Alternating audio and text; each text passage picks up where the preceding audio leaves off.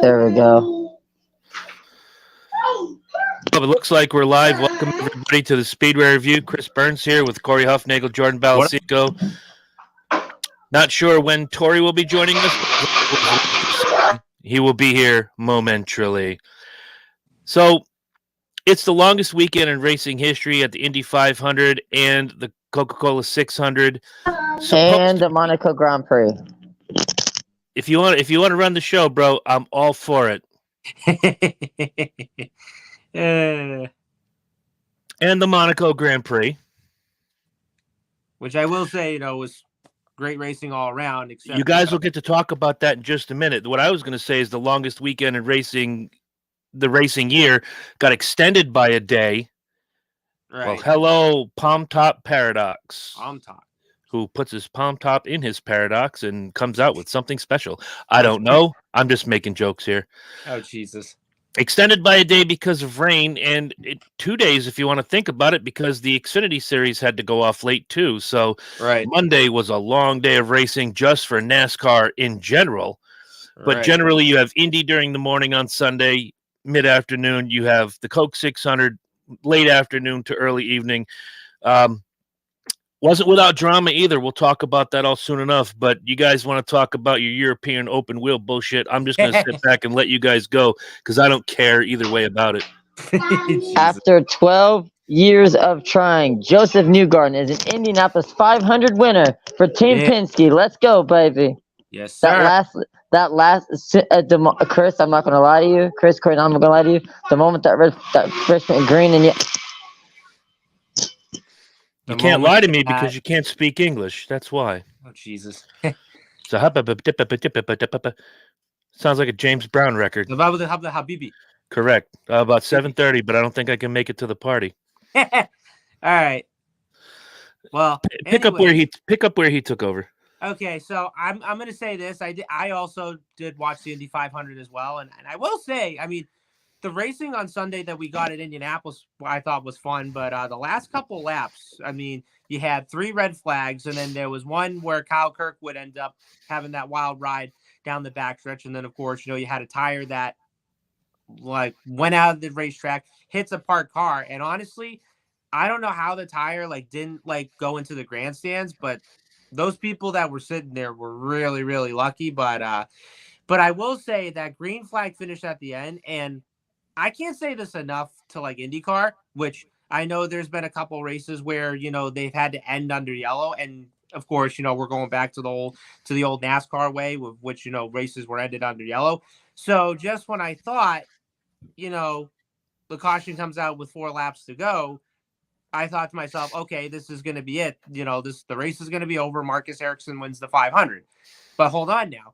The red flag comes out with 3 laps to go. So now I'm kind of thinking to myself, all right, you're going to have these guys sit under the red flag with 3 to go, and then you're going to have to clean the whole track and then bring them out and then do a green, white flag lap to end the race, which honestly, I thought to myself, it's the Indy 500. I think it would be bullshit, if the race would have ended under yellow because it's pretty much the biggest race of the year, and boy, what a finish that was. And great finish. I will say this. The pass that Joseph Newgarden made at the end, that was pretty much the winning move. And it was a great move, too. Did you guys see, when they were coming out of 4, Joseph almost hit that pit wall when they were coming out of turn 4? I thought to myself, if they keep going lower like that, they're probably going to hit that barrier or they're going to make a pit road, by accident or something. But, I kid you not, Corey. For a moment, I thought he was about to have what was it? Can you stop? Right. But if you see right here, when they're coming out of 4, he's literally right below that line, kind of close to where that pit open is. And I gotta tell you, that was insanely close. Anyways, I'm just nodding my head. I didn't watch any of this. No. I was hoping that Jordan was gonna come in and chime on his what he thought about the finish, but anyways, no. But so Joseph Newgarden ends up winning the race. He wins the 500. And funny enough, not only He almost had a James Hildenbrand. What was his name? Hildenbrand moment from 2011 when he came out of turn 4 and smacked the wall. That's what I thought was oh, going to happen with Newgarden. you mean wait, 2011 J.R. Hildebrand, right? Yes, J.R. Hildebrand. That's it. Okay, J.R. yes. Hildebrand. Yep. I remember. Yep, and I remember that was when Dan Weldon won the 500 that year, and of course, sadly, months later, we ended up losing him in an accident in Vegas and so forth. But no, but like if you look when they were coming out of 4, like you can Yeah. clearly see that both cars were right below that pit entrance line, whatever it is. And I thought to myself, I don't know if they can do that, but if they go all the way down that pit entrance wall, I mean, shit's gonna happen like either way. So. Mm-hmm. But I don't know if you saw, but I guess Erickson was really upset, about the finish and whatnot. And I thought, well, He was, because he was leading and he wanted it to end in the caution. right. But the only thing is that I think, but no, like I think it would have been bullshit if they would have ended the race under yellow. Because come on, it's the Indy 500, and fans are expected, to have a green flag finish. And honestly, I think IndyCar did the right thing to do. Yeah, well, it was all Roger Penske who came up with that. Well, of course, and I have a feeling that I think now. I definitely want to see this more in like IndyCar this year, because if we're gonna have a green flag finish, I think we should probably do the same thing what they did in the Indy 500 this past weekend. So, but other than that, Joseph Newgarden ends up winning the 500, and funny enough, not only Penske wins the Indy 500, but they also win the Coke 600 as well. And my God, honestly, I mean that's a true accomplishment day, for the captain. And other than that, I thought it was a good race all around. And then, sad to say this enough, but I also thought the F1 race was good too. And not to mention, with the rain tires that they had to put on during the race. So, but anyways, that's my take on it. And whoever wants to lead the floor, I mean, go right ahead. So, I don't know shit from what y'all talking about. So, but no, but the biggest moment in the Indy 500 on Sunday, how about that tire that flew out of the racetrack? I mean, that's got to be like, and not to mention the fact that it made national news. Hell, how that tire did not hit the grandstands where all those people were sitting, they were really lucky. I mean, like insanely lucky.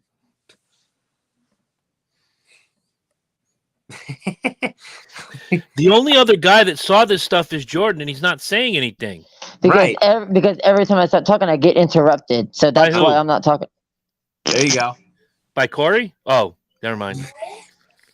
Yeah, I always get interrupted by him. But that lady whose car got hit, though, I guess, see. Billy, I will say something nice about Austin Dillon. Yes, we will. We most definitely will. Oh, no, I told her I will say something nice. Austin Dillon is a pretty good race car driver who helps children in need. That's the first thing nice I will say about Austin Dillon. Of course. Of course it was. The rest of it comes later on in the show. And I will say, that TV show Pictionary made my shit list this week. No, I can imagine why. Yeah, because what happened was that my cable box was too stupid enough to update the fact that the 600 was going to be on Monday. So I call it operator error. Don't you can dance around this all you like. You messed up. You messed up, Chuck, and now you got to own it. Yeah, pretty much. Well, no. Like what happened was that like I DVR'd the race, but then what idea that I had was that after the recording was over, then I extended it to like 8:30, and then I extended like some other TV show to like 9:30, whatever. And I will say, like, I didn't do too bad on it, but I don't know if I ended up catching like the whole race. I think I might have caught like parts and pieces of it, but other than that, like I thought it was an okay move. But then I thought to myself, like, okay, I think I might have missed the Denny Hamlin Chase Elliott wreck. I think I might have missed this and whatever. So yeah, but no, other than that, like, it was, I thought it was okay, but I did watch the whole Xfinity race. Well, I DVR'd the race from like Monday morning, and then I watched the rest like right after the 600. So yeah, we'll get to both of those. And Bill, Miss Gina, if you're watching, it's coming. You don't get everything. It's like Christmas. You get one present at a time. You don't get all of them at once. Yes, it'll be here before you know it. So And Jordan is adjusting himself, it looks like, kind of getting his groove on together over here. Maybe. So, yeah, they sounded like good races. I don't know what Jordan is potentially going to add to that. I would like to hear what he has to say. I will say this about the Monaco Grand Prix and the Indianapolis 500. None of those guys could beat Austin Dillon, who is one of the premier race car drivers ever in the history of ever, and he has nice hair. Right. That is true. Oh, you'll hear all about this in just a little while. William Shelley, hey, all you sexy ladies on camera. I don't know what show you're watching, but that'll earn you a slap in the mouth. Love seeing y'all talk NASCAR and not mention Harvick. All right, Mr. Shelley. Oh Jesus! I don't know what kind How do you of meth. not do that? I don't know what kind of meth they put in the water down there, but somebody contact his dealer. I'd like to know who his dealer is. I'd like some of that. I think we all like to try that sometime. Oh, all right. Jordan's here. So what are your takeaways from Monaco and Indy? I'm very curious in what you got to say. Hey, remember, they can't beat Chase Elliott according to Cletus. Dude, you've been away for a while. Cletus switched drivers, man. Yeah, he was in jail. He was locked up.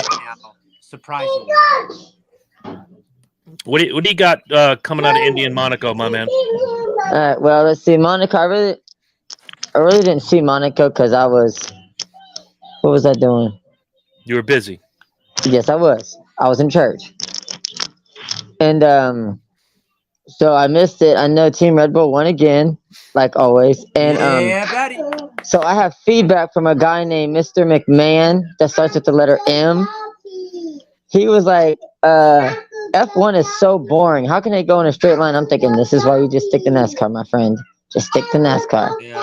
And then IndyCar, that was a great 500. All those red flags for racing, I loved it. And I love that we had a green, white start and a checkered finish. Better than last year.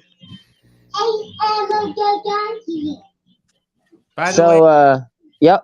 By the way, what's up? I want to say this about the F1 race. How about Esteban Ocon finishing third? What was beautiful, that? Beautiful, Esteban Ocon. Beautiful. It's a good finish for him. And then what was it? I think Fernando Alonso, I believe, came in runner up, right? If I'm not mistaken. But Alonso, has actually had some good runs this year driving for whoever he's driving for and whatever. But not to mention, not only I was happy that Red Bull won, which of course Max is my favorite, but I was definitely impressed on Esteban Ocon finishing in the top 3, which was really impressive. So I know, but wait. Did one of those comments say that Chris was friends with Mike McMahon? Oh my goodness, William, you're gonna regret the fact that you wrote that, bro. Nope, I'm trying to be a very nice guy. Oh my god, I got enough reasons to be pissed off today. I don't need one more. I don't need one more. All I can just say is F Mr. McNuggets, whoever he is. No. Oh hey, Corey, how about them Celtics? Shut up. Just shut up. No, I actually, to be honest, like I only watched a little bit of the game, and then right when I heard that the Xfinity guys were racing, like right after the Cup race, boom! I just watched the race for like the rest of the night. I didn't even care. And that's why they lost. And that's why they lost, because you wasn't watching. Listen to you. Shut up. It's like, honestly, like, I was hoping they were going to make the comeback, but Miami was just too good. And yeah, I don't know what happened. All I could just say is, the Celtics collapsed, and that was it. So, you see, in Boston sports lore, there are 4 major teams. Now, 2 of them know how to lose with dignity. That's the Bruins and the Celtics, and their fans know how to lose with dignity. Now, if you root for the Red Sox or the Patriots, you're a whiny crybaby bitch all year, every year, and you can't stop talking about shit that happened 20 years ago. So let's try not to throw too much shade on Corey tonight because of his Celtics, because I don't know if there's a team out there in Columbus, East Bumfuck, but chances are they didn't make the playoffs either. So we're going to leave it at that. Hey, honestly, like I was okay with it. I mean, at least we didn't get swept, which was great. but then yet again, like I honestly don't know why they collapsed in Game 7, but hey, but honestly, all I could just say is, like I just literally turned on the race like the rest of the night, and I didn't really care like what was going on. I mean, since the show is called the Speedway Review, I'll close that topic off with, much like the Bruins coming off of a historic season with the most wins ever, the President's Trophy, a hungrier team came in and ate their lunch. That's where this ends. Miami was better. Miami was hungrier. And when it came down to crunch time, Miami did their job. That's all you can say. Right. Corey got a dope hat. He's got dope. He's got dope in his hat. Maybe. I said he's got a dope hat. No. Hey, so since I didn't get to see the show last week, I just wanted to put my comments in on the All-Star race real quick, if I could. Feel free. Go right So honestly, it was just honestly, I feel like it could have been better. I kind of missed the segment racing that they used to have. I mean, if they would have brought that back, would have made it a lot more sense. Like 100 straight laps of just pure green flag racing and no segments in between. Kyle Larson dominated, yeah, but it was nice to see North Wilkesboro again. But I felt so bad for Kevin Harvick in that 2019. What the hell was going on? It just wasn't there. The car wasn't there. He didn't get the feel for the track. The car had its moments, but he could never get up past 10th. It was just terrible. Sneaks in, sits down. Oh, hey Jay, what's going on, buddy? Still don't have a hat, you son of a bitch. But like I said, Chris and Corey, I want the All-Star race to stay where it's at, but bring back the segment racing how it was before. Tradition, segment racing. I like what they're. I hear what you're saying, and I like what they're doing with the heat races and the Open and all of that mess. What up, Herm? By the way, Herm will be filling in for Corey in 2 weeks. He's already got his marching orders. He's ready to watch some Sonoma racing. Yes. Let's see. Where were we? Oh, the All-Star race. Jay Reynolds haulers are headed to Gateway. That's cool. Rock and roll. Good luck this weekend, Jay, with your whole team. St. Louis.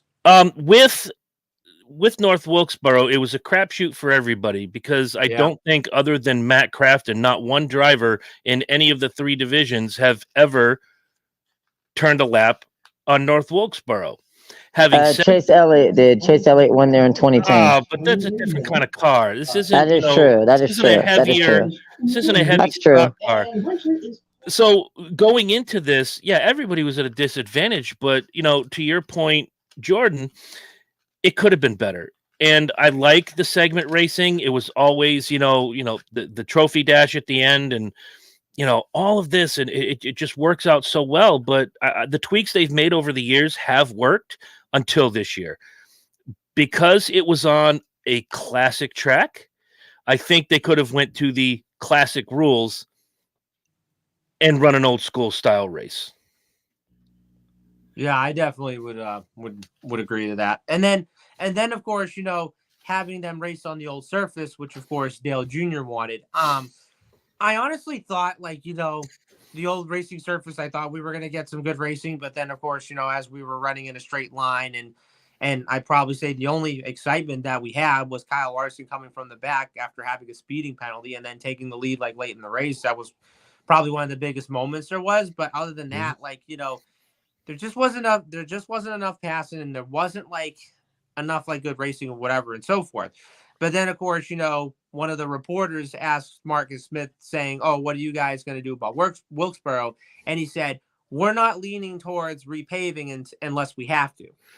Okay. You can do a small resurface. You don't have to repave the entire thing, but right. I think there are spots on that racetrack, and it certainly showed during the All-Star race. And I'm glad we're having a deeper discussion now than we did a week ago. And you thought I was in a bad mood last week. I'm in a worse mood this week. Right. There are certain spots on that racetrack where you can see if they just did maybe the upper groove out of 1 and 2 and 3 and 4, give a little extra grip going in and out. That's right. Cool. Wow, a lot of good comments. There ain't nothing stock about a stock car. Harry Hogg, that's from Herm. Yeah. Wilkesboro isn't for Cup cars, Xfinity, and trucks and ARCA. Yes, let me rephrase that. Cup cars, no. It's too much of a road race car. Trucks, Xfinity, ARCA, yes. Okay. And Herm, I agree with you. That's kind of what I'm saying. That it just needs a good seal and a glaze, and you'd have a tight racing surface. Right. but running on the same asphalt that has been there and beaten and weathered, since they walked away from that track in 96 was just, it put everybody at a disadvantage. What I did find interesting, excuse me, was that they were talking about how it was going to be a tire eater. The tire wear wasn't that bad. When you look at the tires they took off those cars, and you knew the pit reporters are going to be right up in their face looking at the tires, it didn't chew up the tires all that bad unless you were overdriving the car, which some of those guys were, because the cars were just way too loose. When you overdrive the car, you're going to get the beating on the inside because it's, you're leaning. Yeah. I agree with all these comments. Thank you, everybody. This one's for Jordan. Bill says, I actually watched the Celtics. I watched the Celtics for the first time in like 20 years. They were number 2 and the Heat were number 8. What the hell happened? Well, shit happens, brother. That's what happens. We took about 20 pounds of rubber from the bottom of our truck. Wow. Is this, Jay, is that from kicking up the rubber off the tires? Because again, and I would love to have Jay comment on how their tires looked, because the Cup guys in the All-Star race, those tires didn't look half bad at all. So again, having a guy like Jay here in the comment and working inside NASCAR, he can give us a lot of insight.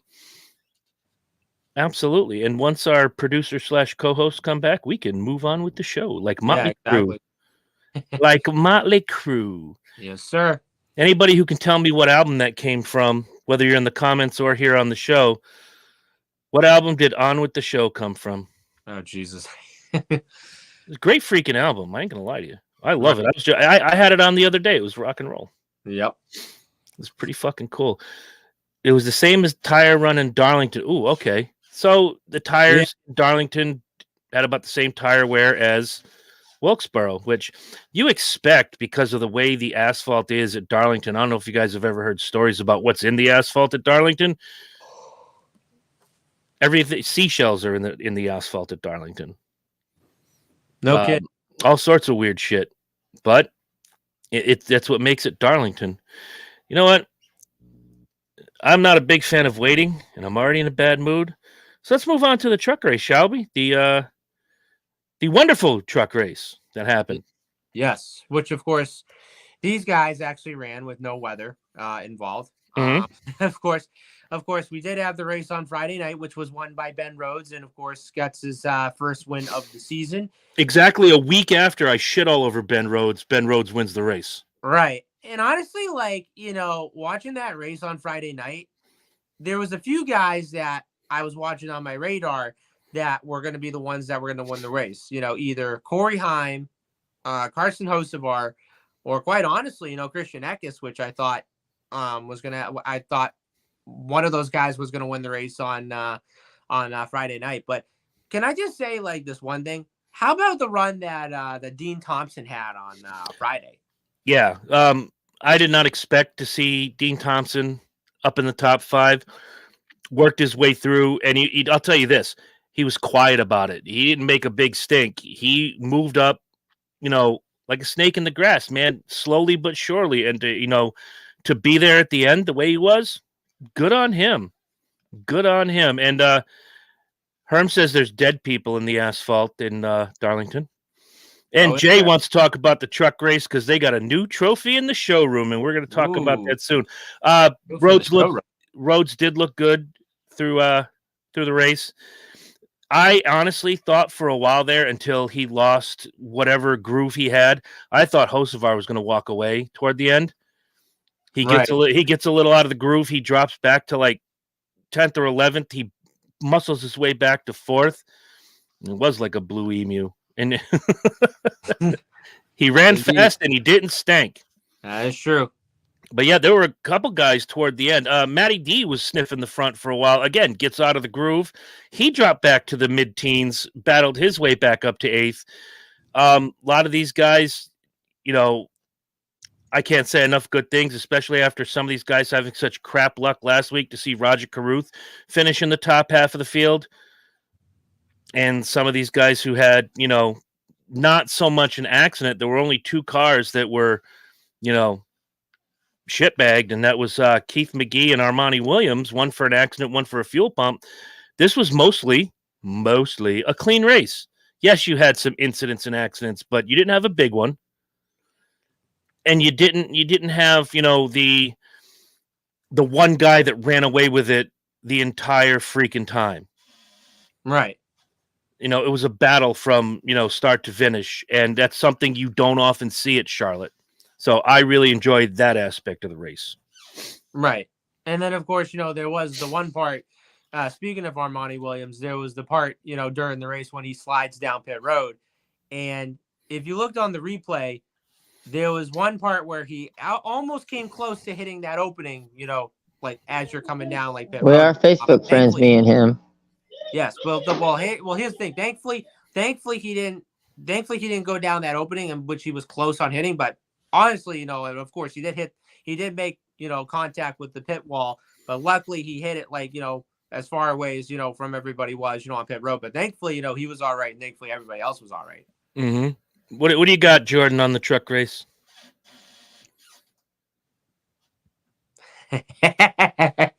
Jordan. I love it when you do that. Never a shortage of opportunity to do it either. My bad. Go ahead. Considering I did not see the truck race, I have no comments whatsoever. Okay. I want to let you know before we go on, Jordan, that when we talked about last week's truck race, I did your happy and sad for the truck race.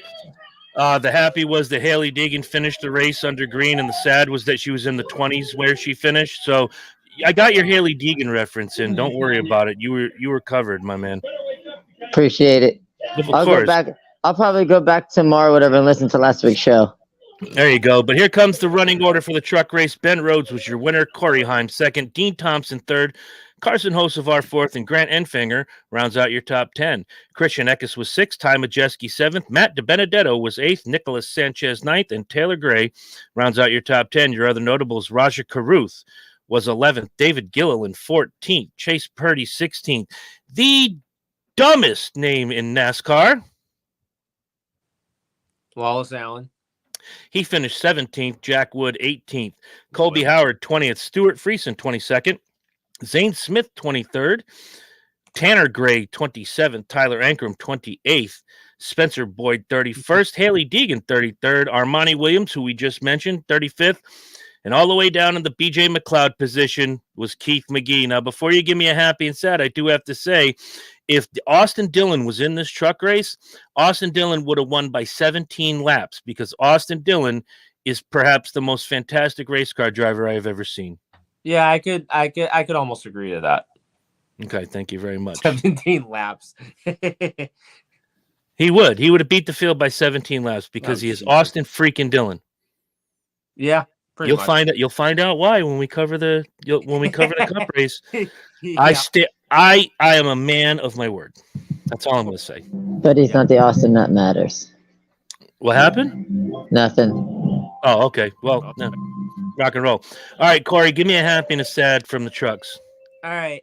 So my happy for this one, I'm going to go with Dean Thompson. And, of course, for him to start in the top 10 and to finish in third, I mean, I tell you what, it's a good run for this kid. And I remember going back to Texas when he had a good run, and then he gets caught up in a late race accident, whatever. But, of course, it's funny because he actually ran the ARCA race right before the truck race. And I think he came in second to Jesse Love and whatever. So great run for him. And my sad on the other hand would definitely have to go to Zane Smith. And yeah, of course he gets caught up in that wreck with Haley Deegan, and I was just hoping that the 38 truck was going to be a top contender at the end. So that's pretty much my sad for the week. Oh, and I also have one other thing to say. What? Jack Wood. I like it when Jack Wood runs near the end finger. Wood. He said Wood. And then he said finger. All right, so I'm going to put my happy on Carson Hocevar. Another good run for that kid. He's creeping. He really is. He's doing well for himself. And, big things are coming for that young man. And my sad, I'm going to beat Jordan to the punch, Haley Deegan. This is a track where I expect her to do really well, and it just didn't happen for her. So, new things, new horizons. There's always a tomorrow. Let's see what she can do in the weeks to come. Right. Thor Sport getting the win with Ben Rhodes. That's my happy. My sad is, well, of course, Haley Deegan not having a very good run at one of her best tracks. Yeah. And before I move on, Frankie Muniz got his first career top 6 on Friday night in Charlotte. All right. Malcolm in the middle of the top 10. Good job. Sir. Yes, sir. Malcolm Frankie in Muniz. the middle. Jiminy Christmas. All right, so we're covering this second, even though it was the last race won in NASCAR weekend because of weather. The Xfinity race, which was, I believe, the Alsco Uniforms 300. Correct. And Junior Motorsports finally finding their way to victory lane. First time this season, Justin Allgaier picks up the win for Junior Motorsports.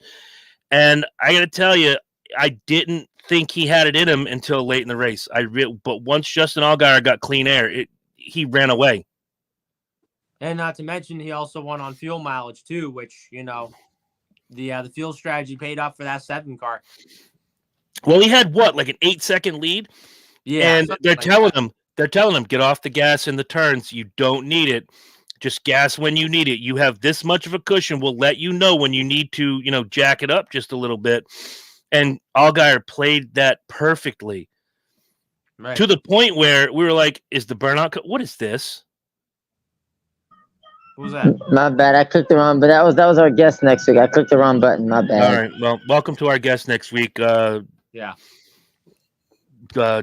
Pretty McWonder smile. Jesus. I don't remember her name. I'm sorry. So in this race, I thought, and I have to go down and find it. Excuse me. Kligerman, early problems. He was out the door. Engine. I think it was an engine issue.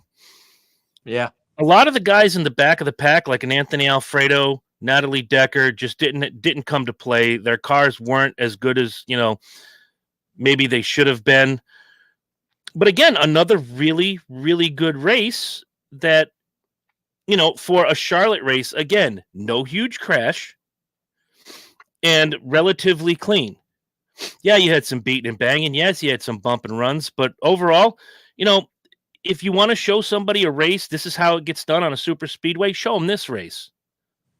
Exactly. And not to mention, there was also the part, like at the start of the race, when it was like misty and all that, there were some guys that were running, there were some guys that were loose, like coming out of the corner because of like the mist and all that shit. But when they red flagged the race and when they said that, the race was going to get postponed, I got confused myself. I said, so does that mean they have to run tomorrow or what's the plan for this? But then when I found out that they were going to run right after the Coke 600, that's when I said, oh, okay, so it makes total sense. But the only problem is that, you have 600 miles and then you have to complete, the Xfinity race, which was 45 laps in, and then the red flag happens and whatnot. But honestly, like, I was really surprised that, there wasn't a lot of cautions like during the race. And I think if you look down here on my statistics board, if you look, the only cautions that we had was the stage cautions, and then there was the car that crashed, which was Sam Mayer, who crashed off of turn 2. But other than that, I thought it was a clean race, and secondhandly, Junior Motorsports, they had a really good fuel strategy at the end, and hey, I don't know how the fuel strategy worked for Justin Allgaier, but he gambled it. He gambled and it paid off. Because he's a professional. You damn right he's a professional. And he will put you in the camel clutch, break your back, and then violate your butt, and make you humble. Oh my God, that's the chic. Most national miles completed a single day by anybody in history. That would be the guys from Colleague, right? Yep, Justin Haley, because Kyle Busch wanted to be a bitch and didn't want to run 900 miles in one day. Justin Haley took the plate and ran 898.5 miles in one day. So good on him. Okay, you seem to miss one particular point in what you just said. You said Kyle Busch wanted to be a little bitch. what you meant to say was Kyle Busch is a little bitch because you don't have to qualifier after that. Kyle Busch is a little bitch. Okay, yeah, you're right. You're right. I screwed that up. My bad, Chris. Kyle Busch is a bitch, so he didn't want to run the 900 miles in one day.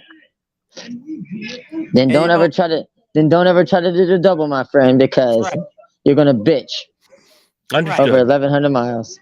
Right. And what's funny about this was that, Kyle was supposed to run the Xfinity race on Saturday, but then the rain came and then they postponed it. So then Colleague makes the switch of, so Kyle not running the 10 car. We're just going to have to put Justin Haley in the car, which, it pretty much caught everybody off guard. So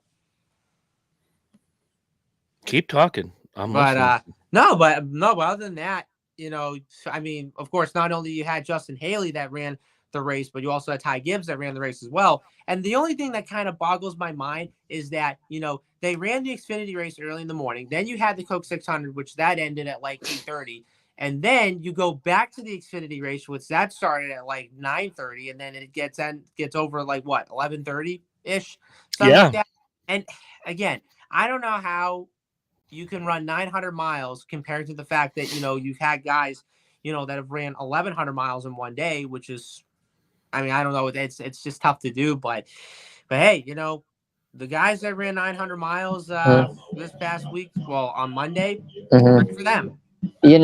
Corey, only one driver in history has completed all 1,100 laps, and that was Tony Stewart. Yes, which of course that was in 2001, and of course he finished 6th in the Indy 500, and then he finished 3rd in the 600.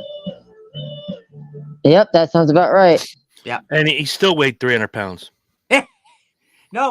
No, actually, it's funny because back in like 2001, and this is kind of a true story.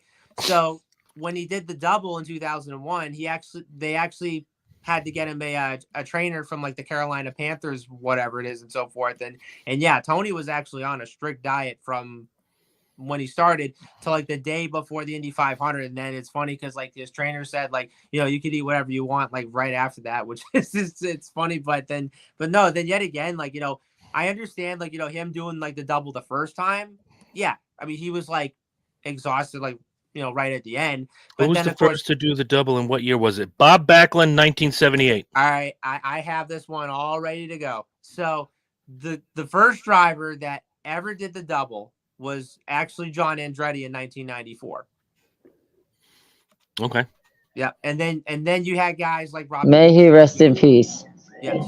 Which, of course, John Andretti was a great driver. And actually, he had one of my friends, actually knew him because, of course, he actually sponsored Window World at the time. So, so not only John Andretti ran the double, but then you also had Tony Stewart, Robbie Gordon, and then the last guy that did it was Kurt Busch. And now you're going to have Kyle Larson doing the Charlotte Indy double next year.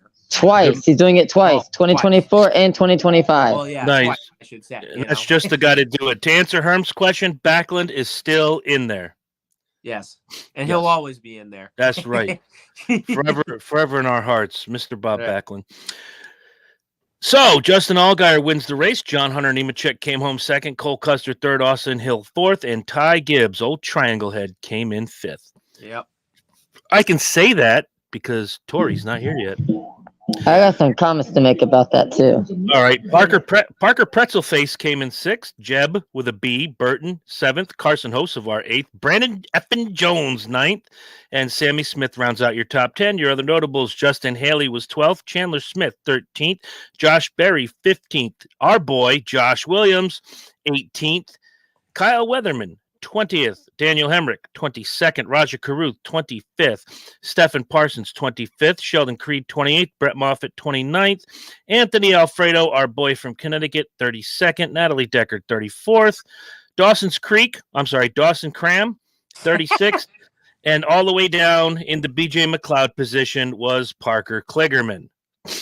So I'll hit this one up. I'm just going to go with Justin Allgaier as my happy, putting Junior Motorsports finally in the win column in 2023. Did it in spectacular fashion. Good on him.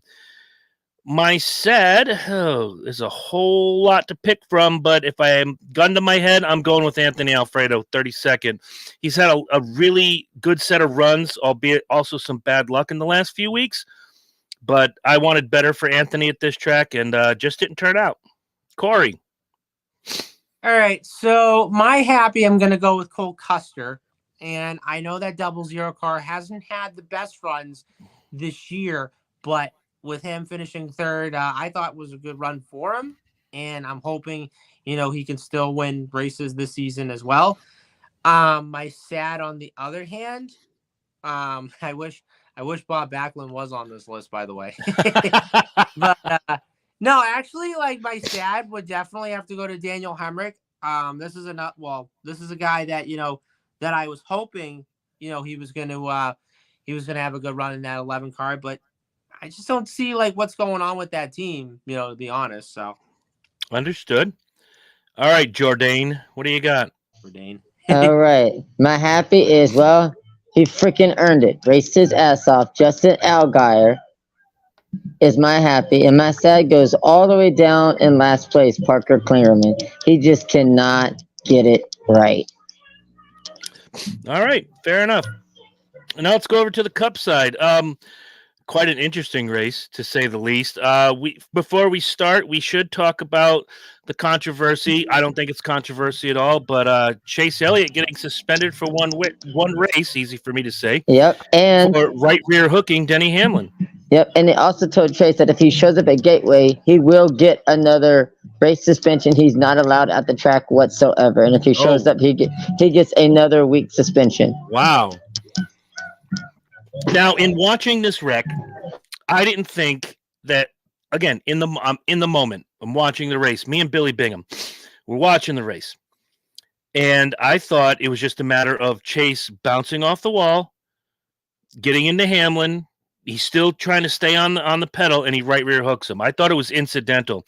The telemetry shows different, and that's why NASCAR, I believe, acted the way they did. If I hear one more sniveling, snot-nosed crybaby going, "Oh, he's just Denny being Denny, he's going to cry over everything." Hi, have you heard a Chase Elliott interview before?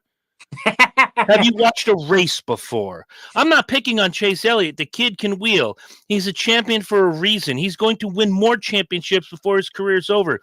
But tell me one driver that does an interview after they wreck and they don't sound like a whiny little baby. Name one. You can't. Right. Because they all do it. So don't pick Denny. I'm not a big Denny Hamlin fan either. I could wipe my ass with Denny Hamlin and what he thinks. But I give him his propers. And in this situation, I waited. I was like, all right, this looks kind of sketch. I'm going to wait. Hamlin had his say. Then they went to Elliott, and he says, well, I bounced off the wall, and then it's really hard to drive. And then the telemetry comes out the next morning and basically says, hey, Chase, you're a liar. So I want to hear what you guys have to say. Is this a blemish on the career of Chase Elliott in 2023? You first, Jordan. Yeah, you first, Jordan. Look. No, well, let's see. He's had. Well, yeah, I believe it is because he's had just a bad year. He got himself injured for being a dumbass snowboarding during the season, and then he intentionally wrecked Denny Hamlin, which honestly I feel like Denny Hamlin deserved it anyway because he's a. Here we go. Those comments will be saved because he threw his own driver under the bus. He threw Bubba Wallace under the bus.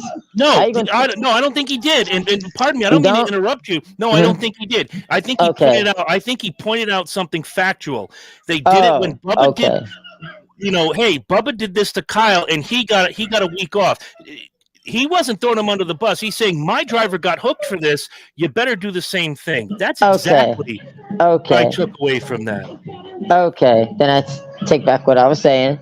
But honestly, though, you don't wreck people like that. Come on now. This is a dangerous sport as it is. So, yeah, I feel like Chase Elliott deserved what he got, and it gets a blemish on his career. I feel like he doesn't deserve a playoff waiver, but that's just me. Okay. I'm sorry. Herm just sent me something, and it's fucking hilarious. By the way, guys, don't forget, Herm is taking over the show on the 14th. He's going to produce us. And if you're here, great. If you're not, this is the week you get to sit back and relax because Herm It's a Big Herm takeover. We got him and I have shit planned. Yeah, that's actually Grace's 4th birthday, so I won't be on the show that night. All right, happy birthday. Great question. How do you wreck people?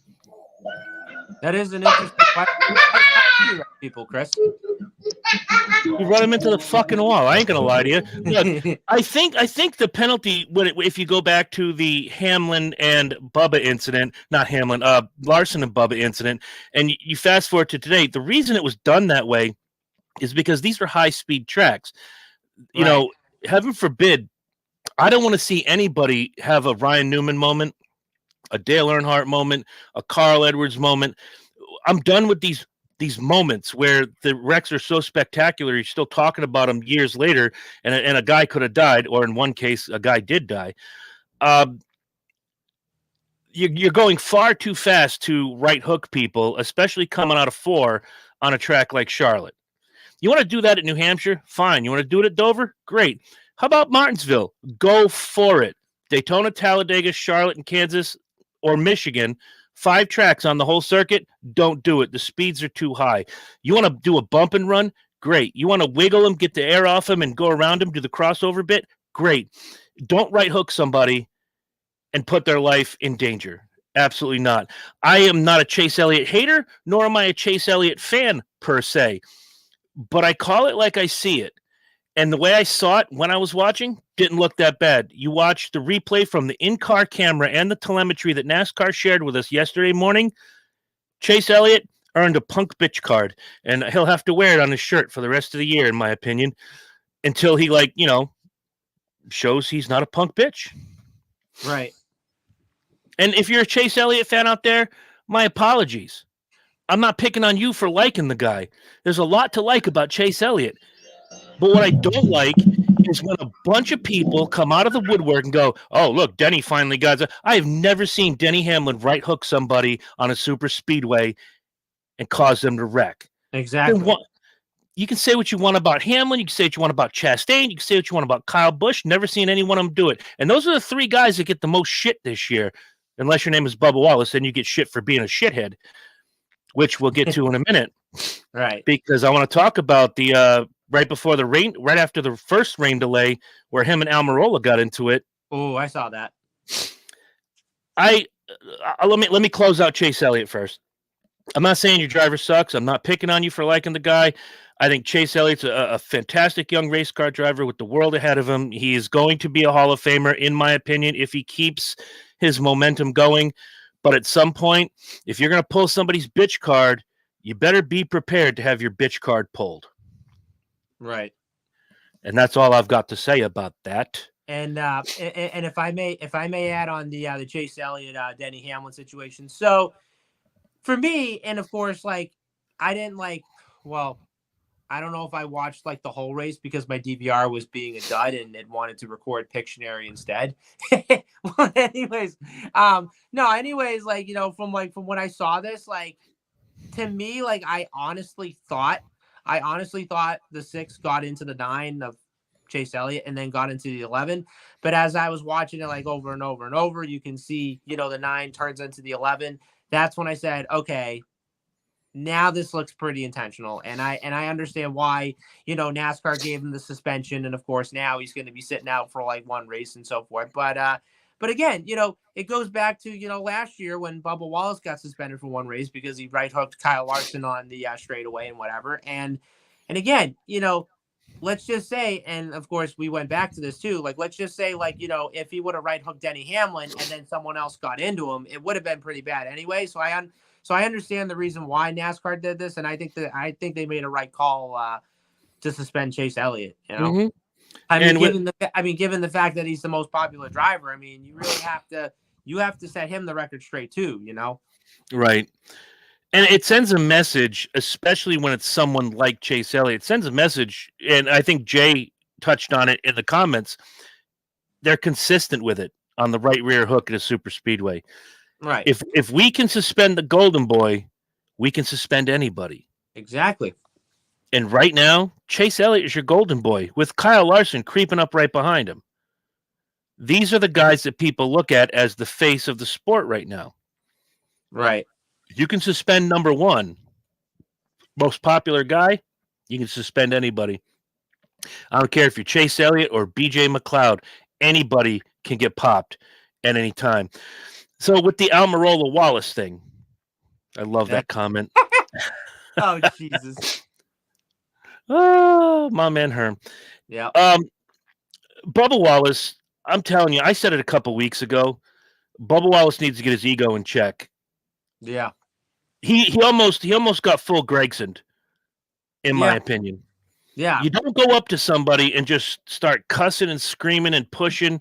Almirola just like, get the F out of here. I'm not dealing with you right now. Exactly. As much as I am not a huge Eric Almirola fan, I will say this. At any job, anywhere, at any time, you have your vets, the guys that have been there for a long time that you can learn from and that sometimes piss you off and you're allowed to get mad at. And then you have your young guns. I don't care how much publicity you get, Bubba Wallace. Eric Almirola still buries you as far as a career goes. Eric Almirola is far and away a better driver than you are. That's not racist, although somebody will claim it is. The proof is in the stats. And if you want to put Eric Almirola's stats up against Bubba Wallace's stats, you'll cry. Not that it's a huge difference, but it's still, I think he's got 3-4 more wins than Bubba, more top 10s than Bubba, more everything than Bubba. But, hey, for what it's worth, good on Eric Almirola for standing up for himself. Yeah, I give him credit on that too. And that was one thing that I didn't really know what was going on until one of my friends texted me saying there was a fight. And I thought, oh, shit, who's fighting? And then, of course, it was Almirola and Bubba Wallace, which, of course, I did. Well, I did see, like, what happened. And, of course, he asked him, hey, what was going on? And then, of course, for him to mouth off like that, yeah, I mean, Bubba did get what he deserves. And look, Bubba's a talent. You don't get to the top level of motorsports in stock cars and not being a talent. Unless, of course, your name is Ty Gibbs, then you get everything you ever wanted handed to you like a little bitch. Or you could be the grandson of one of the most amazing owners ever, like Austin Dillon, who was a wonderful human being and just a hell of a race car driver. Right. Jordan stands with Bubba. You're standing alone, you and Bubba. That's it. Jesus. I stood with Bubba, too, until he got an attitude. Then I told Bubba, you, sir, may F off. Yeah, ain't that just a nice little profile picture down there, though? Yeah, who's that? Pixie. That's Pixie McPixie from the Pixie Band out of Japan, right? Korea. But yeah, that's Lola from Pixie. Yeah. Japan, Korea. You know, the food's good. That's all I know. That's all I know. So anyway, moving right along.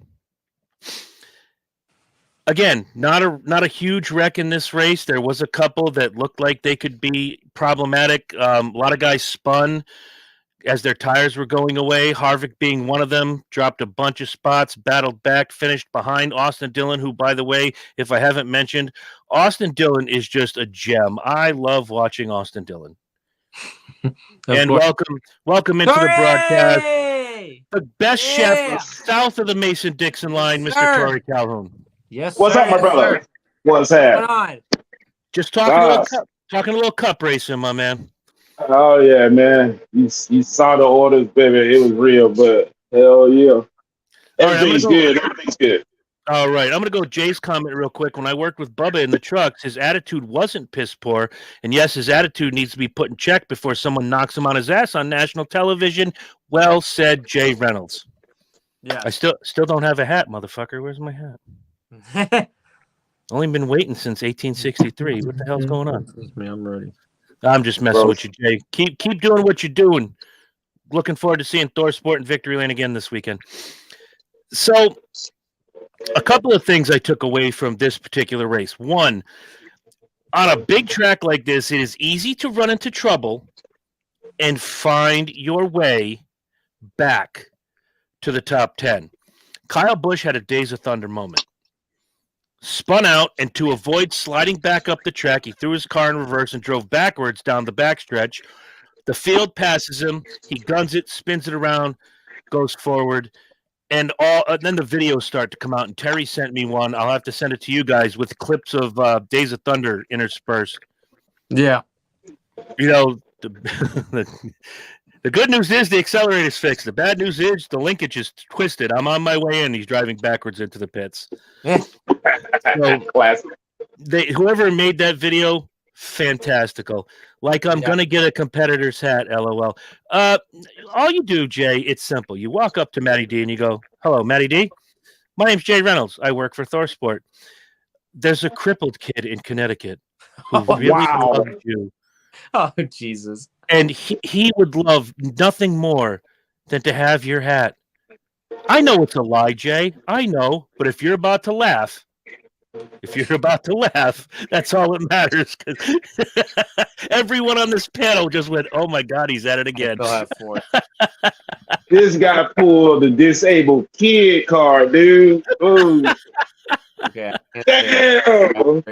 All right, good night, Jay. Good luck this weekend, you and the entire ThorSport team.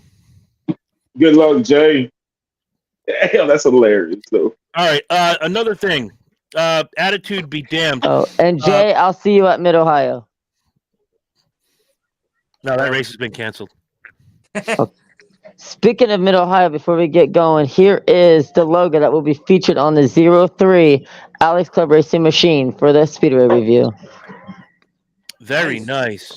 Yes, sir. My boy sent me a picture of it earlier.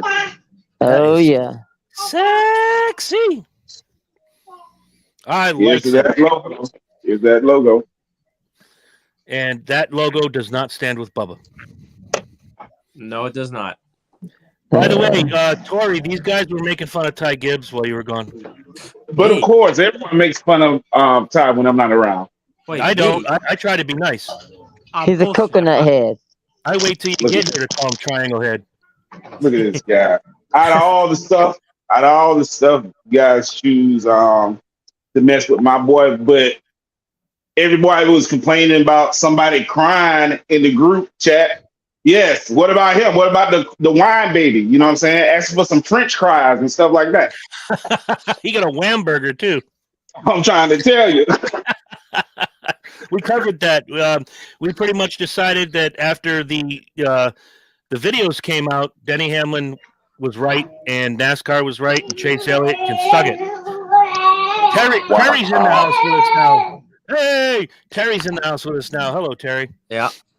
Better What late up, than Terry? never. You just mentioned Terry not too long ago. We're talking about something. I don't remember now. Hey, better late than never, right? That's right. Ask Jordan. He's always late. Anyway, going back to takeaways from the race, and then I'll throw it around the horn. I mentioned Kyle Busch. I mentioned his head looks like a wedge of cheese. That is hilarious. A guy who battled back from a couple different moments of adversity, Bubba Wallace coming home in fourth. I told you, this kid can wheel. And if given the right opportunity, we've seen he can win legit, not just with the rain. He should have won the All-Star. Horse shit. Stop it. Stop it. He wasn't even close to winning the All-Star race. I mean, he could have. I mean, You gotta love controversy. well, I mean, if he would have had a late caution, yes, but yeah. So beyond that, certain takeaways I had. The one early accident that took out Jimmy Johnson, not the greatest thing ever. You had the accident between Elliott and Hamlin. You had a couple minor instances here and there. Kyle Larson gets caught up in some stuff. Not a great stop. Stop what? Just stop. I guess we're just going to stop. Herm said stop, so we're just going to stop. Okay. I don't know what he meant. Yeah, basically another clean race. Not the greatest thing ever, but you know what? For what it's worth, this one was won and lost on the track rather than in the pits or any sort of, fuel mileage gimmickry or tire craziness. This was clean. Go ahead, sir. No, I said, or any tomfoolery. There you go. I don't like tomfoolery. I am not a fan. Jordan, what do you take away from the Coke 600? Well, I did see the majority of it. At work. It was actually pretty nice to actually watch some stuff on a Monday while working on a holiday. I actually had time to watch it. But I'd say it was a good race, but I'm just trying to figure out what the hell happened with Jimmy Johnson and Noah Gragson, why they were both last, like, in like last places. I don't know what the hell happened with them, but Chase Elliott should not have came up on Denny Hamlin like that. No, good point. Good point. But overall, fantastic racing. It's nice that, me being a Team Penske fan now, Ryan Blaney winning, that was a beautiful win. He needed that win. First win since I think 2019, I think. 21. What is that? No, Like, 21, there it is. it was like 52 races, right? Yeah. Yep. Body armor, baby. By the way, Jordan, Bill Bingham, his wife Gina, and their son Dylan are all Team Chris on this. We are now calling him Shitbrick all the time. I don't even Austin want to talk about. Shitbrick. I don't even want to talk about that. That shit pissed me off. I have to stop watching the race after that. Anyway, Corey, takeaways from Charlotte. So watching the 600 on Monday, which of course, my cable box decided to be a dud anyway. Yada yada yada yada yada. But no, that's actually what happened. But no, anyways, I thought the race on Monday, the 600, it had a lot of changes to it, and of course, the track surface, kind of changed, which of course we ran at 3:00 in the afternoon. But I will say the racing was good. Restarts I thought was pretty good too, and hey, how about Ryan Blaney? After not winning for like 2 years, wins the biggest race of the year, and of course, as I mentioned, Team Penske not only wins the Indy 500, but they win the Coke 600 also, and of course, First time in history.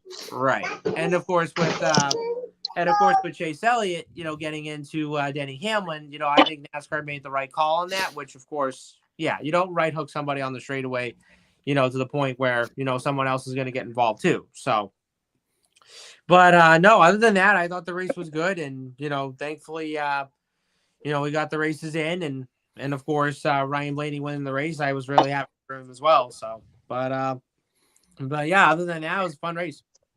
Good deal. Tori, you got anything for us? Bro, I didn't even know the race was taking place on Labor Day, man. Labor Day's in September, my man. No, fuck Memorial Day. Yeah. It wasn't supposed to. Oh, what happened then? If you don't mind me asking. Yeah. Rained out on Sunday. And Saturday. Okay. Well. But hey, Tori. I'll let. Hey, Tori. So, Joseph Newgarden won the Indy 500. It took him 12 years to win the damn thing. It's about fucking time. Ain't nothing wrong with that. That's called not giving up. Yep. And speaking of Joseph Newgarden, in July when I go to the Honda Indy 200, I will be representing Team Penske in the number 2 Shell team. So look for me on the TV in a Joseph Newgarden shirt. I will try. I will definitely be looking for a serial killer. That's right. Oh damn. And not to mention Joseph Newgarden, I think, is going to be running a few races in SRX this year too. So. Oh, nice. I think he's either going to run one or maybe a few races. I think 2. 2 races. But I'm looking forward to August's SRX at Eldora. I'm looking forward to seeing Marco Andretti and Haley Diggin race. Hell yeah. Yeah. Right. I'm looking forward to the SRX race in Stafford and Thunder Road, but I'm most likely looking forward to Thunder Road because Mr. Darrell Waltrip is going to be in the booth, and I cannot wait. Can I just say I was very disappointed that Darrell Waltrip did not say boogity, boogity, boogity at the start of the All-Star race. It's funny because I was very disappointed. He was gonna say that. Yeah, and it's funny because when the race started, I said to myself, "The fuck?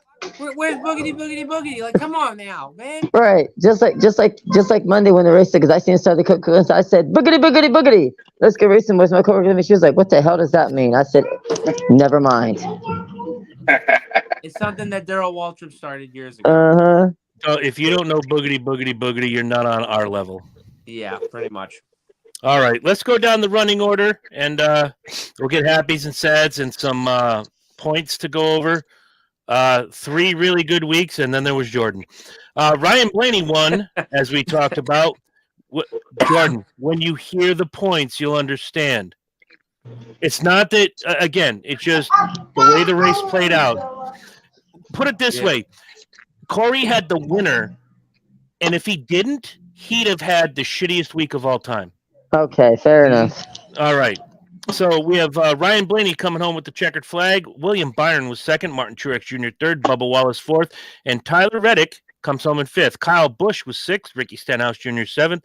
Chris Buescher eighth. Austin Dillon, who I have to say all these nice things about because about halfway through the race, Bill's wife, Gina, and I made a bet that if Austin Dillon finished ahead of Kevin Harvick, I would have to say nice things about him this week. And when I go to New Hampshire, I have to buy an Austin Dillon shirt that I have to wear to their house. Oh, wow. So Austin Dillon finished ninth, and Zane Smith, a very surprising 10th place in his only second Cup start? Wait, I didn't realize Zane Smith was racing in the Cup race. He was in the 38. Yes, sir, he was. So it's actually good for him. It's actually his 5th Cup start. All right, then. So with 23 minutes to go, let's go to the notables. Kevin Harvick was 11th. Alex Bowman, 12th. Ryan Preece, 13th. The Dinger, 14th. What do we got here? Herm, he was in the number 38. 38, 42 long. I had to throw that in. 38. Corey LaJoie, who we have news on in just a minute, finished 17th. Brad Keselowski, 19th. Joey Logano, 21st. Ross Chastain, 22nd. Christopher Bell, 24th. Ty Gibbs, he of the Triangle Head Wedge of Cheese crew, was 26th. Michael McDowell, 28th. BJ McLeod finishes 29th. Ahead of Kyle Larson, who was in 30th. Austin Shipwreck, 31st. Chase Elliott, 34th. Denny Hamlin, 35th. Noah Gragson, 36th. And here's something I never thought I would say out loud in front of people. Finishing all the way in the B.J. McLeod position, 7-time former Cup champion, Jimmy Johnson. Yep. All right, Jordan Shipwreck III, why don't you give us a happy and sad for this race? So my happy and sad is with both Team Penske. My happy is Ryan Blaney winning, and then, of course, the 31st position of freaking Austin Cindric crashing out of the Coca-Cola 600. He can just not catch a fucking break. You said his name wrong. I said it right. You said Shipwreck. I say Cindric. Tomato, whatever. It's an Ohio thing. He's Ohioan, okay? So he's even bigger Shipwreck. He's from here in Columbus, okay? Oh, no kidding. I didn't know that. Yep. Now I do. All right, Corey. All right, so my happy, I'm going to go with Ryan Blaney, of course, snapping that 59 race winless streak. And my sad, I'm going to have to go to Legacy Motor Club. I mean, hell, Jimmy Johnson, 37, Noah Gragson, 36. Stupid name. Yeah, and then Eric Jones, finishing in 32nd. I mean, yeah, you can pretty much just say that this team pretty much shit the bed on Monday, and they got a lot of work to do. You know, I feel like their name reminds me of a soccer team. Yeah. Motor Club. All right. Before we go to Tori, I'm going to – wow. It's hard to even say this in the same sentence. My happy and my sad goes to Team Corey Huffnagel, meaning, again, happy for Ryan Blaney. Hello, Zach. How are you? Ryan Blaney for winning the race, snapping the streak, and just the look on his face, the look of relief when he got out of that car. Then he goes and celebrates with the fans. That was really cool. Sad is going to go to Chase Elliott for one reason, and one reason alone. You just came back, you're getting your groove back, and you pull some stupid shit like this, and you end up, 34th. It's time to play smart, kid. You're becoming one of those guys that's coming out of, young gun status and are starting to move into veteran status. You got to do better. You have to do better. And that's why the stat is going to go to Elliott. He knows better. He can do better. And on this day, he did not do better. Right. Nope. What do you got there, Tori Calhoun? If I would have to say anything, since I didn't see the race, just listening to you guys, I would just have to have that sad moment. Just crazy to hear what you guys said went down with Chase. That's pretty sad for me. Man, get the fuck out of my car. Oh, shit. Oh, damn. What's going on? The kitty jumped. I was like listening. I was talking to you guys, and like all of a sudden I see something fucking jumps in my shit. I thought something interesting was happening from what we I thought someone was trying to break into your shit, bruh. Oh no, dude! I'm like literally sitting right here at the truck. Oh, They do shit differently in Alabama, don't they? You guys didn't see that cat just then? Wow. wow. All right. I'm like, what the fuck? So before we go to the points, I want to remind you that all three series are running this weekend. However, they will be at two different tracks. The Cup Series and the Truck Series will both be at Worldwide Technology Raceway in St. Louis, and Portland International Raceway will host the Xfinity Series this weekend. Ooh, dude, we got Darren Dilly racing at Portland. Yeah, maybe. I don't know. I gotta reach out to him. I gotta reach out to him. Please do. Love that guy. Still haven't got my card yet. See, between hats and cards, I ain't get shit. I'll reach out to Darren. I'll reach out to Darren tomorrow and see if we can't get him on next week. All right. So looking on the entry list, I don't see his name on here, unfortunately. Damn it. Yeah. Oh well, would have been great if he did. But there will also be, I think it's at Sonoma or either Portland, but there's going to be 3 Cup Series drivers in the Arca Menard Series West. No shit. Wow. Mm-hmm. I think I can't remember who it is because I do follow Arca regularly now due to because it's part of my job. I will I'll see who it is and I'll let you guys know. I think one of them is Chase Briscoe. Oh wow, nice. Yeah. All right, so let's go to the fantasy points. No big changes, although 2 guys did gain some points this week. So let's talk about it.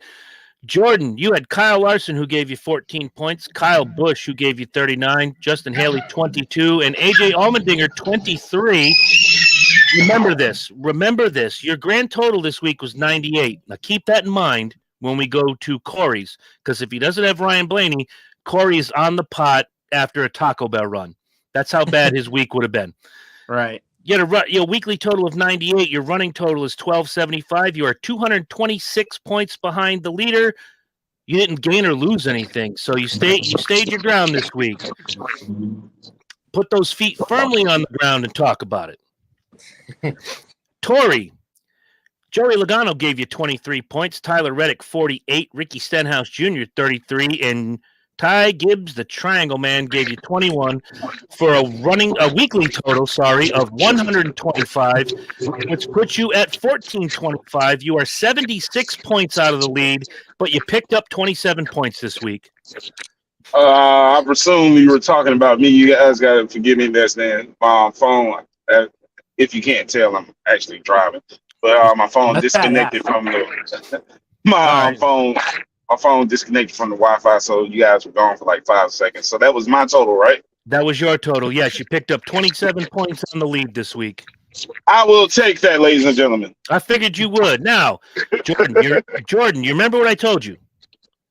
Without Blaney, Corey is still on the toilet after a Taco Bell run. Because Ryan Blaney gave him 64 points, Martin Truex gave him 48, Michael McDowell gave him 9 points, and Chase Elliott gave him 3 points. For a weekly total of 124, your running total is 1434. You are 67 points out of the lead, but you picked up 26 points this week. Oh, damn. Good run for him. You got lucky, Corey. Yeah, if it wasn't for Blaney, dude, yeah, you're picking dingleberries out of your drawers right now. Damn, Corey's dude. on fire, dude. Yeah, he is.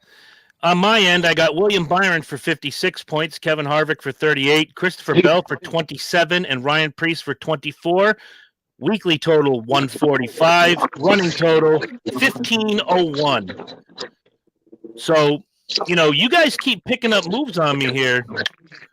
Like Herm says, the sun shines on a dog's ass every now and again. Hey, I don't want to break this to you, Corey, but I think he was talking about you. Maybe he was. Well, dude, I'm telling you, Blaney saved your ass. He sure did. Yeah, he did, and that's a good thing. So as we go into Worldwide Technology Raceway this weekend, for at least the Cup Series and our fantasy, it's going to be a fun time. Of course, the Xfinity guys are in Portland. Also, another fun racetrack. Real quick question with just a couple minutes to go. Word came out earlier today that Chase Briscoe got a heavy-duty fine. Does anybody know what happened with Chase Briscoe? Oh, damn. So basically, what happened was he got hit with an L3 penalty, and all right, let me just go in here for a minute. Okay, so according to the penalty grid that NASCAR issued, the team violated multiple sections of 14.1F, which prohibits counterfeiting the next gen single source vendor supplied part, along with section 14.6.A underwing and 14.6.3B engine panel assembly. So the engine panel assembly rule especially notes that the engine panel NACA duct must be used and must remain unobstructed. Okay. So they're not saying much more about anything else. They're just kind of saying, here it is, down and dirty, own your penalty. Right. But then yet again, getting an L3 penalty, let's just say that the 14 team is in a must-win situation as of right now. Oh, yeah. They got hit with a... Yeah. What is it, Jordan? Look, I'm calling it now. Corey LaJoy is going to get his first win this weekend. You know what? I was thinking the same thing because that's our other big news with Chase Elliott out, and I'll you know what? F Chase Briscoe. Never liked that guy. Corey LaJoy is sitting in for Chase Elliott this weekend in the 9, which means the three of us have to make a decision. Corey Huffnagel has Chase Elliott. So with his driver out, do we give him the points that Corey LaJoy incurs in the number 9 car since it's a 1-week suspension? Yay or nay? I'm cool with it. All right. I'm Jordan? down with it. It's still the number 9 car, so I'm down with it. Yup. All right. The only reason he got the switch earlier was because Chase was out for X amount of weeks. He had to pick, and I think he took what, Shipwreck? Yeah. Yeah. See how that got you. Cindric. I'm so dumb. I saw that coming. That's what I said. Man. Shipwreck. Cindric. Crazy. No, Cindric is what orange juice is made out of. It's a Cindric fruit. You know his dad. You know his dad is a one of the presidents of Team Penske. I'm Bob ordering. Backlund. Tim Cindric. Yes, sir. Tim Cindric. 2020. Yeah. Tim 2024 Bob I Backlund, think baby. during the IndyCar races, so. True indeed. Okay, there was one more thing I wanted to bring up, and now I can't remember it. With 11 minutes to go. Go ahead, Corey, please. But did you guys see who's taking over the 7 car on Sunday? Carson Hocevar. Yep. Carson Hocevar is going to be making his Cup Series debut at Gateway on Sunday. And it's funny because so not only you got Corey LaJoy in the 9 car this weekend, but now you got Carson Hocevar in the 7. So I'm thinking to myself, it doesn't really surprise me quite a bit because Carson's running a few Xfinity races right now for Spire Motorsports and everything. So if I want to just pop this up real quick. So if you look at the stats for Xfinity that he has so far, Carson only has like 2 top 10 finishes, which has been outstandingly great. And you know what's funny is that I'm definitely interested to see like how those guys are going to adapt on Sunday. But more importantly, I'm really going to be interested to see how Corey LaJoy does in that 9 car, especially He's going to win. Well, especially the fact that, he's given the opportunity of running a top ride. I mean, who the fuck does that, But hey, even if he does win on Sunday, I won't be surprised, but I'll be very happy that, that he wins in that car. So Chris is writing something down. I'm just reminding myself because we are 3 weeks away. June 25th, Nashville Super Speedway is the last race of this 9-race run where the episode right after that, we are able to add and drop one driver from our teams. Thank God. Yep. Look at this guy. Look at this guy here, man. Ooh. Me? Jordan. That's what I'm saying. I just love talking crap. If Jordan could replace his whole team, I think he would. No. All right. I'm pretty happy with mine. The addition of William Byron has been a plus. Yes, it has. No crybabies, like Unless you want to trade him. Unless you want to trade him, Chris. Why would I He's trade? not. Why would I trade William Byron? Because you know Chris damn is well. not. Because you know damn well if you was to trade to me, he'll win that next race and I'll get those points. Well, good luck with that. You'd have to win the race 3 times over to catch me. Yeah. Ladies Anyway, and gentlemen, that is called smack talk. I'll tell you, baby. it's the kid. It's the kid in the airport joke. Who do you want to live with? I want to live with Jordan. He can't beat anybody. By the way, Chris, Yes, sir. when Bianca lost to Asuka, I thought of you. I'm thinking he's talking mad shit right now. I didn't see it. I was in Vermont with my kid, and I made the mistake of opening my phone. I had a Facebook message from a friend. I'm like, "Oh, look, my friend got married. It's such a beautiful day." And then I opened Facebook proper, and there was the results. And I'm like, "Son of a bitch!" I'm gonna watch it tonight, though. I want to see the matches themselves. So, Hey, the AJ Styles Seth Rollins match of the night. can't wait to see it. Yes, it was. Yes, it was. Honestly, can't wait to see it. And by the way, if you didn't see it last night, get your ass on your Dark side of the ring. Dark Side. I watched it last night. I shouldn't have because I was dead ass tired this morning. But when it comes to Chris Candido, I will stay up and watch anything with his name on it. Loved it. And I'm a little bit disappointed. If you haven't seen it, I won't ruin anything but this. I'll watch it next week. They did not even once mention Tammy's porno career. Really? Not once. Damn. Okay, so That's actually a good thing. Okay, so to be honest, I didn't watch it last night either because I had my assignment of watching the race and shit. But no, I will also watch it too. I have a DVR and I have it ready to go. So. And I think if you really want to have Are you sure it didn't record Pictogram? Yeah, right. Pictionary. Pictionary. Coming on right after the Golden Girls. Shut up. Shut the fuck up. Honestly, all I could just say is that, thank you to my cable box for not updating the fact that the race was going to be on Monday. Yeah, I cannot believe it literally just. I can't believe I had to deal with that on Monday, but thankfully I got to record the race even though I had to DVR it on some levels. But yeah, it's user error. But anyway, guys. Next week on the Speed Review, we have a dirt racer coming on next week to talk about her career. Her name is Riley Hill, based out of South Carolina. Let's see, here we go. A couple pictures pop up. Ooh, nice. Hello, Riley Hill. Okay. That's what I'm saying. It's not that bad. That little kid's trophy is bigger though. Yeah. So but, I got some news too.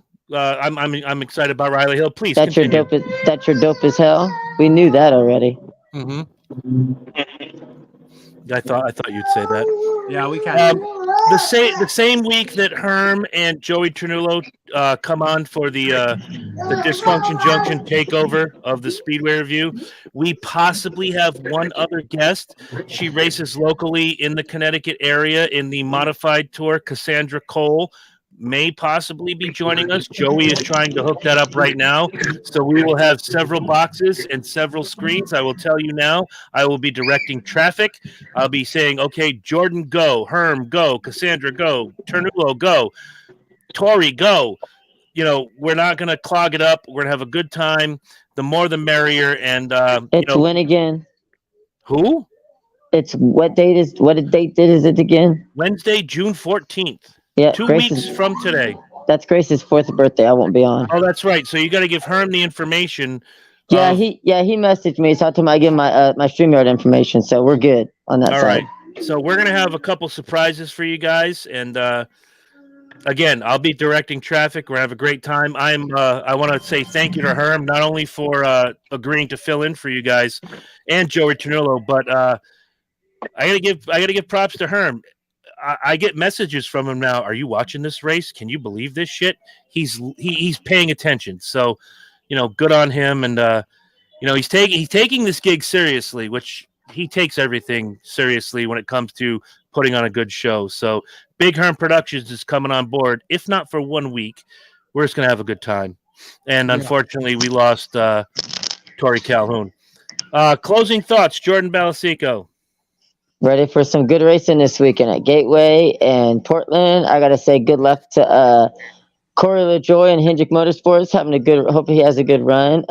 Pulling for my boy Cindric, of course. Let's see. Hoping Haley Deegan can pull it off at Gateway. Doubt it, but anything's possible. And for the Xfinity Series, go Josh Berry. Understood. Final thoughts, Stat Boy, Corey Huffnagel. All right, so this is going to be the second year the Cup Series guys go to St. Louis, and I'm going to be interested to see how the racing is this year comparing to what we saw a year My ago. bad, Tori. And of course, Joey Logano won the race last year. Please can bang me on that. But no, definitely want to see how Corey LaJoy does in the 9 car this weekend. I think he's got a good shot, but we'll definitely see what happens. And of course, Xfinity going on the road course at Portland.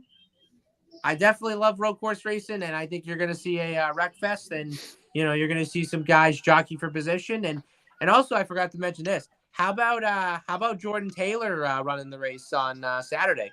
Oh yeah, I forgot about that. Going to be running the 10 car for Colleague Racing this weekend. Are you sure it's not? Are you sure it's not Rodney that's racing it instead of Jordan?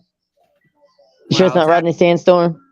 Well, maybe it is. I have to double check that. We got to double check on that one. For those of you who don't know, Jordan Taylor has an alternative person named Rodney Sandstorm, so it's something funny. Rusty Shackelford. Rusty Shackelford. Anyway, good night, guys. Good night, everybody. Good night. Go to hell, Chase Elliott. Good night, y'all.